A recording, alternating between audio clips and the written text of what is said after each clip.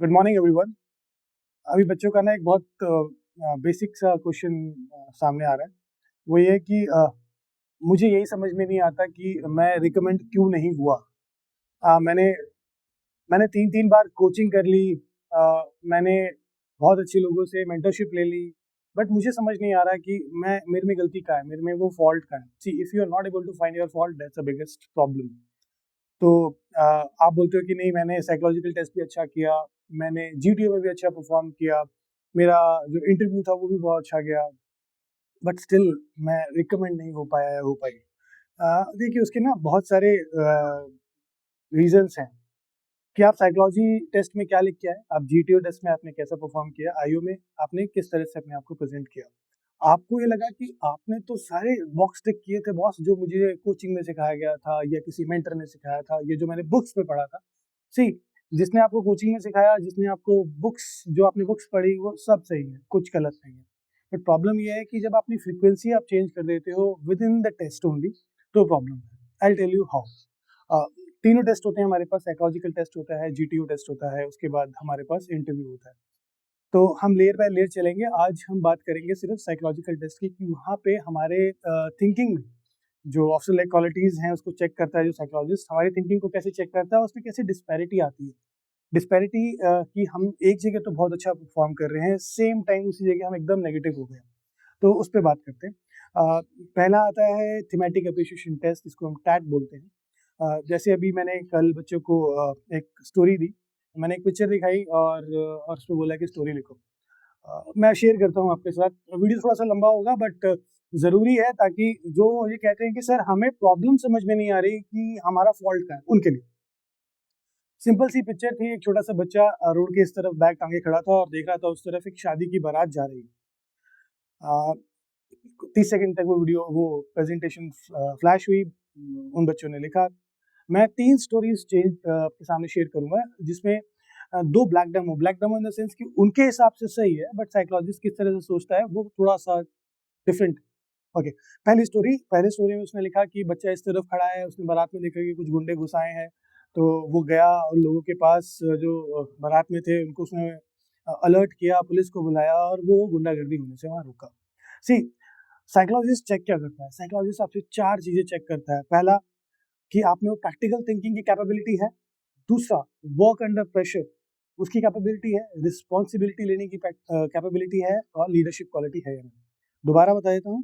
Practical thinking, उसके बाद work under pressure, उसके बाद रिस्पॉन्सिबिलिटी लेने, और उसके बाद लीडरशिप। ओके, अब इस स्टोरी में जो इस बच्चे ने स्टोरी लिखी, इसमें हम देखते हैं कि इसमें लैक कहाँ हुआ। प्रैक्टिकल थिंकिंग जो मुझे लगा इसकी प्रॉब्लम थी, बिकॉज अमूमन हम क्या शादी में गुंडे देखते हैं?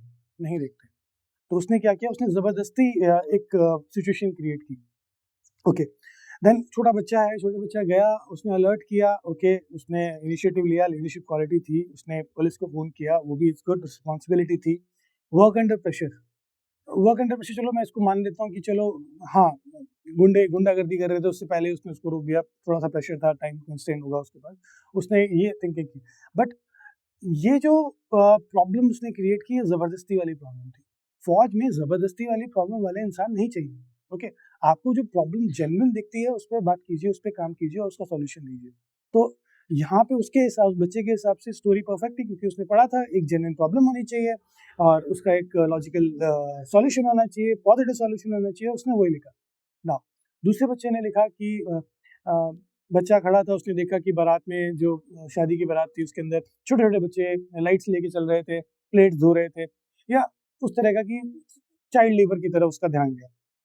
तो उसने उन बच्चों को बुलाया अपने पास, उन बच्चों को उसने पढ़ाया, और फिर से बच्चों ने वो जॉइन नहीं किया।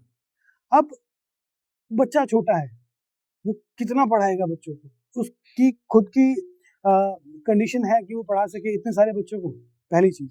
तो इसमें जो उसकी प्रैक्टिकल थिंकिंग थी, वो प्रॉब्लम कर गई, वो नहीं, वो मैच नहीं हुआ। ओके, रिस्पॉन्सिबिलिटी वो बच्चा नहीं उठा सकता इतने सारे बच्चों की, अभी फ़िलहाल जो उसकी एज है, उस फ़ोटो में जो दिखाया। ओके, तो यहाँ पे ये 2 चीज़ें मिसमैच कर गई। साइकोलॉजिस्ट आपके हिसाब से स्टोरी बहुत अच्छी थी, क्योंकि आपने एक लॉजिकल प्रॉब्लम ढूँढी, उसका एक सॉल्यूशन ढूँढा और पॉजिटिवली उसको ओवरकम किया। तो ये 2 ब्लैक डेमो थे जो आपको लगता है कि सही थे, बट एक्चुअली में ये सही नहीं थे। एक स्टोरी थी जो ठीक थी, अच्छी थी, उसमें उसने लिखा कि जब उस शादी की बारात उस तरफ जा रही थी, उसने देखा एक एम्बुलेंस आ रही है, जिसकी वजह से रोड पे चलने वाली बारात की वजह से जो ट्रैफिक था वो बहुत स्लो हो गया था, उस एम्बुलेंस का निकलना बहुत जरूरी था। See, this is the practical problem, ये होता है। आप देखोगे तो ज़्यादातर अमूमन होता है कि बारात जा रही है तो रोड ब्लॉक हो सकते हैं। तो उसने देखा एम्बुलेंस है, उसको निकालना था, वो अब उसने रिस्पॉन्सिबिलिटी ली, वो गया, जो बारात में सबसे बड़ा इंसान था जो उसको हैंडल कर रहा था, उसके पास गया, उसको उसने समझाया कि एक एम्बुलेंस का निकलना ज़रूरी है, और लोगों की मदद से उसने चेन बनाई, आधी रोड पे बारात निकली और आधी रोड से उसने वो ट्रैफिक को क्लियर करवाया। इसमें चारों चीज़ें उसकी टिकी हुई, लॉजिकल रीजनिंग, जो प्रैक्टिकल थिंकिंग थी वो हो गई है, वर्क अंडर प्रेशर एम्बुलेंस को निकालना बहुत ज़रूरी था उस टाइम पे, रिस्पॉन्सिबिलिटी उसने ली और लीडरशिप क्वालिटी दिखाई। तो this is a practical issue, जो उसने, उसको जो प्रॉब्लम दिखी, ये प्रॉब्लम हो सकती है, होती है अमूमन, उसको उसने सॉल्यूशन दिया और निकाल दिया। तो अब आप स्टोरीज लिख के आते हो, पॉजिटिव सॉल्यूशन दे के आते हो, सबको पता है कि हाँ यार इसका सॉल्यूशन पॉजिटिव है, स्टोरी पॉजिटिव है, बस साइकोलॉजिस्ट की नज़र में वो जो चार मेजर हेड्स हैं, leadership, responsibility, practical thinking and work under pressure, वो मैच नहीं करते हैं, और हमें लगता है कि वो, अमूमन बच्चों को लगता है कि वो मैच कर गए हैं। तो ये थोड़ा-सा सोचने वाली बात है। अगर आपके साथ कभी ऐसा हो रहा है, आपने कभी जब थीमेटिक एप्रिसिएशन टेस्ट दिया है, जब आप प्रैक्टिस करते हैं, तो आप ज़रा ये चेक करके देखिए कि ये चीज़ मुझ में हो रही है क्या? मैं सडनली एक जगह तो बहुत पॉजिटिव हूँ और एक जगह एकदम ही नेगेटिव हूँ। प्रैक्टिकल थिंकिंग मेरी ज़ीरो है, मेरी responsibility taking ability too good, leadership quality too good, work under pressure is too good. But problem कहाँ आ रही है? प्रॉब्लम आ रही है कि मेरी प्रैक्टिकल थिंकिंग नहीं है। ओके, अब मेरी प्रैक्टिकल थिंकिंग बहुत अच्छी है, बट मेरी लीडरशिप क्वालिटी कहीं लैक कर रही है। ये सब अच्छा है, मेरा वर्क अंडर प्रेशर करने का तरीका, उसमें मैं लैक हो रहा हूँ। तो इन चारों चीज़ों के आसपास अपना जो फोकस है वो बढ़ाइए, उस पे देखिए कि यार ये चीज़ हो रही है या नहीं हो रही है। Okay, now second test is word association test. 60 words मिलते हैं, बच्चों में प्रेशर होता है कि 60 वर्ड्स लिखने हैं। ये ऐसा नहीं है, ऐसा नहीं है। साइकोलॉजिस्ट के पास इतना अच्छा एक्सपीरियंस होता है, वो देखता है कि कितने आपने वर्ड्स लिखे हैं, वो आपकी साइकोलॉजी समझने की कोशिश करता है।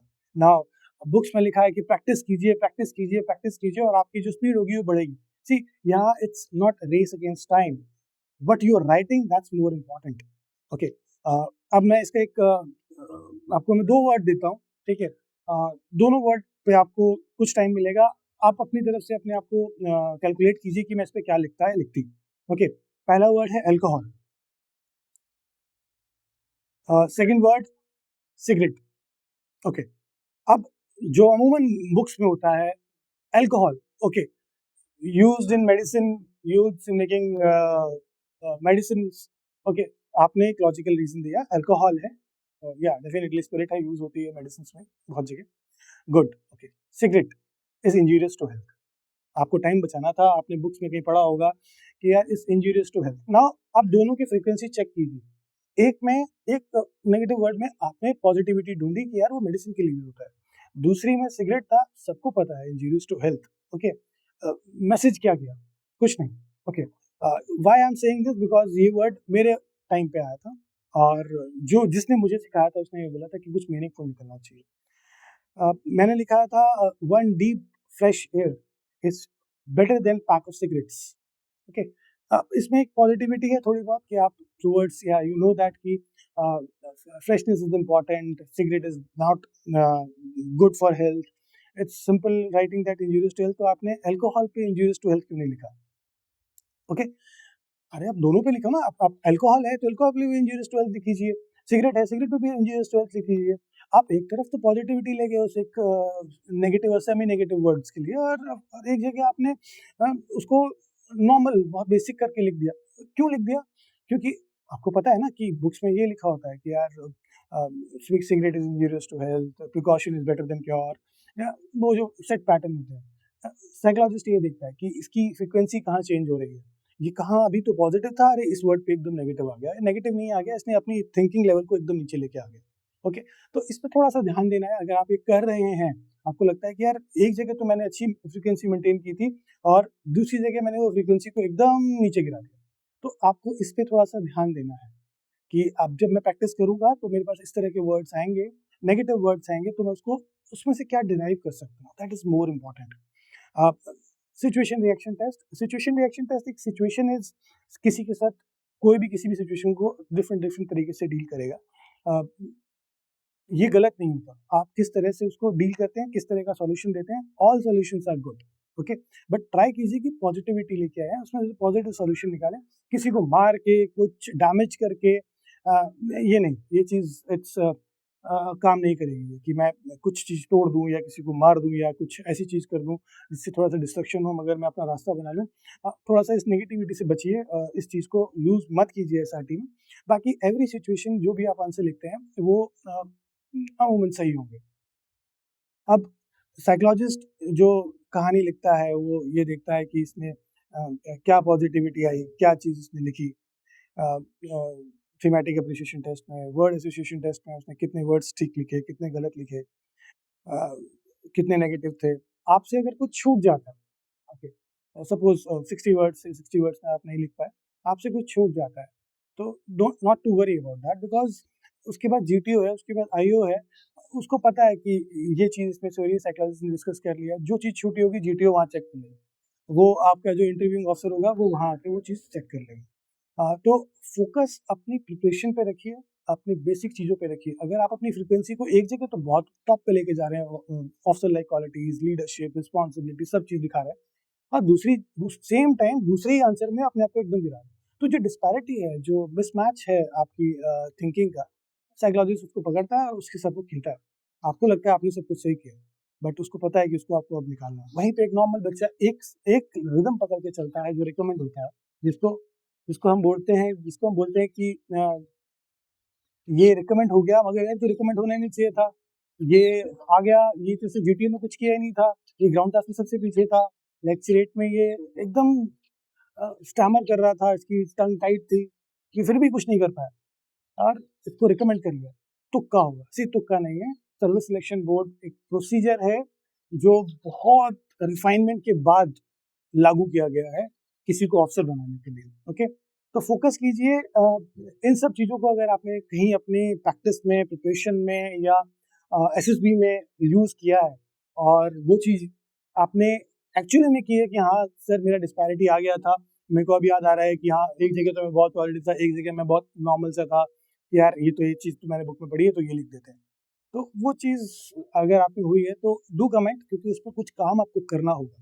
ओके, अगर आप यूट्यूब पे कमेंट नहीं कर रहे, बिकॉज ये बहुत होता है कि लाइक वीडियो पहुंचे ना पहुंचे आप तक, देखिए अगर आप तक पहुंचता है और आपको लगता है कि नहीं यार कमेंट करना नहीं, तो connect me on Instagram. Follow करने की ज़रूरत नहीं है, आपको लगता है फॉलो करना है करिए, नहीं करना मत करिए, आप एक सिर्फ डीएम कर दीजिए जो भी आपके इश्यूज़ हैं। जितनी मेरी नॉलेज है, जितना मेरे को समझ में आता है एसएसबी को लेकर, जो मैंने देखा है, I will definitely try to help you out. Okay, मैं हर एक क्वेरी का एक अच्छा कोशिश करूँगा कि उस तरह का जवाब आपको दे पाऊँ जो एक साइकोलॉजिस्ट, जीटीओ और एक आईओ को चाहिए। एंड डेफिनिटली अगर वो आपको जवाब मिलता है तो आपको उसको रीचेक करवाइए, जहाँ पे आपका कोई मेंटर होगा या आप कोचिंग इंस्टीट्यूट में जाते हैं। कोचिंग इंस्टीट्यूट पे जो कोचिंग करनी चाहिए, नहीं करनी चाहिए, इस पे एक अलग से होगा, बात करेंगे कभी। तो उसको रीचेक करिए और फिर अगर आपको ठीक लगता है, आपको लगता है कि हाँ ये गलतियाँ मुझसे एसएसबी में हुई थी, अब मेरा नेक्स्ट एसएसबी है, इतना टाइम है, कितना टाइम है उसमें मैं कर पाऊंगा या नहीं कर पाऊंगा, उसको ट्राई कीजिए, इम्प्लीमेंट कीजिए अपनी प्रिपरेशन के अंदर।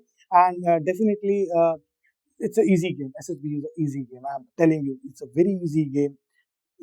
नेचुरल रहिए, अब अपने आप को इस डिस्पैरिटी में मत फंसाइए। ओके, अगर ये भी सब कुछ सही किया आपने, तो आप लैक कर रहे हैं जीटीओ में, लैक कर रहे हैं आईओ में, जब आपका इंटरव्यूइंग ऑफिसर आपका इंटरव्यू लेता है।